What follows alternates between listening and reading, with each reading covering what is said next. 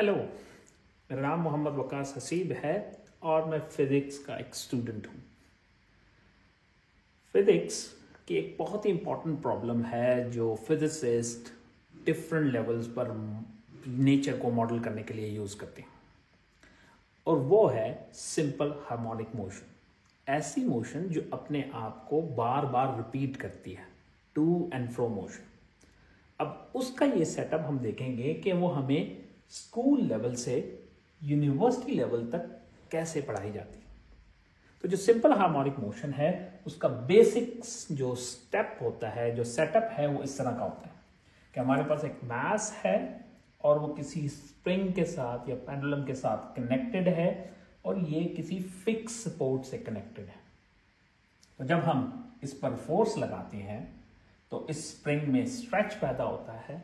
ये स्ट्रेच, जितना फोर्स ज़्यादा लगाते हैं उतना एक स्ट्रेच ज़्यादा पैदा होता है।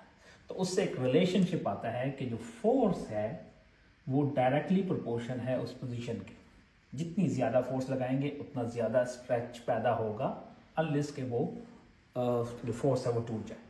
तो उससे जो हमारे पास फर्स्ट इक्वेशन आती है स्कूल लेवल पर, उसको हम हुक्स लॉ कहते हैं कि जो फोर्स है वो डायरेक्टली प्रोपोर्शन है उसके पोजीशन के। तो ये लेकर हम कॉलेज आते हैं। कॉलेज में हम न्यूटन मैकेनिक्स और वेव मैकेनिक्स पढ़ते हैं और वेव और ऑसिलेशन पढ़ते हैं। तो हम ये कहते हैं कि जो फोर्स है वो न्यूटन सेकंड लॉ के मुताबिक मास टाइम एक्सेलरेशन। सो मास टाइम एक्सेलरेशन हो गया। तो जब हम इस इक्वेशन में फोर्स की जगह ये मास टाइम एक्सेलरेशन पुट करेंगे तो हमारे पास एक इक्वेशन आएगी A इज माइनस के बाई एम, और इस के बाई एम को हम ओमेगा के लिहाज से डिफाइन करेंगे। ये कि फ्रीक्वेंसी है, क्योंकि इसके यूनिट फ्रीक्वेंसी कहते हैं। तो हमारे पास जो इक्वेशन अपडेट होगी कॉलेज लेवल पर वो ये होगी कि जो एक्सेलरेशन है इस ऑब्जेक्ट का, जिसकी वजह से ये मूव कर रहा है, वो पोजीशन के डायरेक्टली प्रोपोर्शन है। यहाँ एक और बात कि जो ये माइनस साइन है ये इस मास की मोशन की डायरेक्शन बताता है कि ये किस डायरेक्शन में मूव कर रहा है। तो ये हमेशा अपनी मीन पोजीशन के इर्द गिर्द मूव करता है, मीन पोजीशन के। चलिए अब हम आते हैं यूनिवर्सिटी लेवल पर।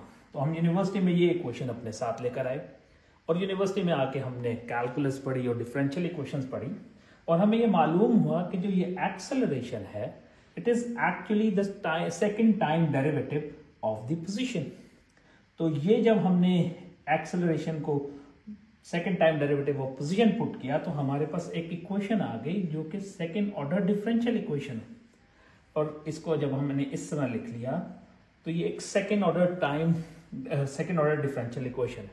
और जब हम इसको सॉल्व करते हैं तो इसके सोल्यूशन कॉस फंक्शन और साइन फंक्शन आते हैं, और ये जब हम इसका सोल्यूशन प्लॉट करते हैं तो इस तरह की मोशन करते हैं, टू एंड फ्रो, अपनी मोशन को बार बार रिपीट करते हैं।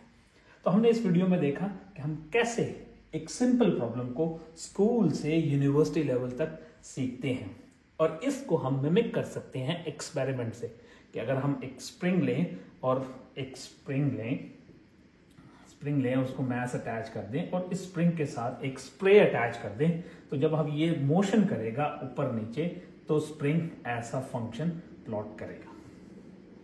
Thank you.